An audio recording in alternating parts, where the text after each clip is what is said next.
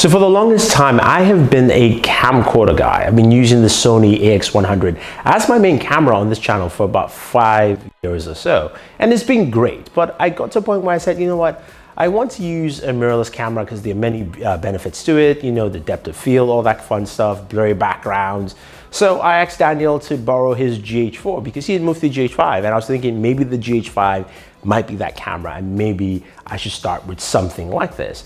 And it was great until Sony announced the A7III, which is what we are talking about in this video. Now I'm shooting my A-roll off this and there'll be a lot of footage from the A7III in this video. I want to thank, first of all, Danny Wingett, Armando, and of course Sony for sending this camera. Now both of them basically told me, look dude, definitely need to check out this camera. If you want to pick one up, if you want to change from that camcorder, this is what you want to go ahead and use. And I have to tell you, it's been absolutely amazing, except for a few caveats. And I'm just going to start off with those first. First thing, Sony, please, let's go away from this flip-up screen and let's have a swivel screen. Because you know what? Sometimes you want to see what you're looking at or what you're recording if you're not standing behind the camera, you know. But because in this case, you have to buy a monitor if you want to be doing A-rolls or you know, something like this in this affair where you're actually looking at the camera. Now, the second thing also is the menu system. This is something traditionally with Sony cameras.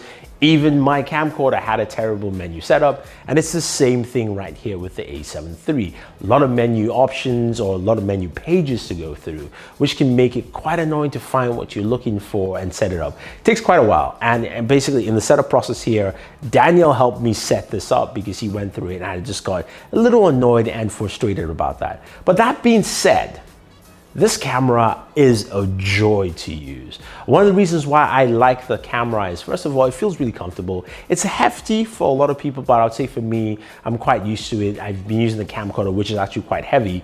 So comparison for me, this works out pretty well. I got this paired with the f/24-105 lens, and it's a lovely lens to use and shoot a lot of footage. It's a great camera in terms of just low light video footage, because using this in low light settings is absolutely amazing. And one of the first times I used this camera was shooting the gaming on the Samsung Q9F 2018 TV. I liked it because I didn't have to use my box light, which is what I'm using here right now, but I didn't have to use my box light for that shot because I was able to capture all the gameplay footage. I didn't have to do any corrections post, and it looked absolutely amazing. That's what I loved about this camera. And because I shoot at night a lot, I shoot at night because I live in New York City. There's a lot of honking during the day, so I like to do this A-roll stuff right here. And so for me, it works for those kind of occasions. And I love the fact that this camera is just a solid beast and machine to use.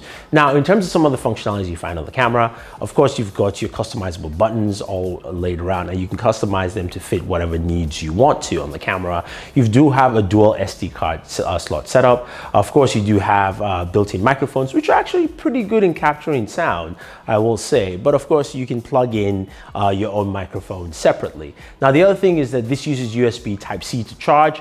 Absolutely fantastic. So you can always recharge the battery by just basically plugging it into a USB Type-C port. And I've been doing that with this camera and also transferring content that way as well, which is actually pretty speedy to do so. Now, in terms of what else you can do with the camera, the slow-mo on this thing is a beauty. So, you know, we went to the G7 ThinQ event.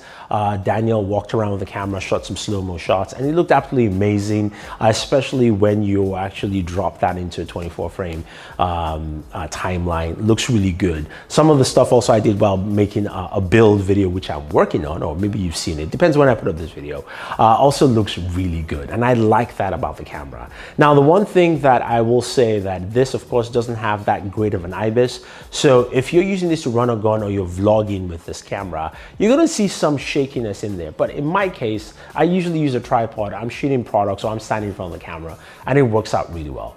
But this is awesomely a solid price deal. At $2,000, like literally, if you're looking to upgrade to that next level, this is the camera to get. You've got a camera and a kit lens that really does an absolutely fantastic job for you in terms of giving you just the right quality in terms of video production, which is great. Again, I will fully recommend this, you know, and I want to thank again Sony for sending this camera over, because I am buying this and this is my next camera.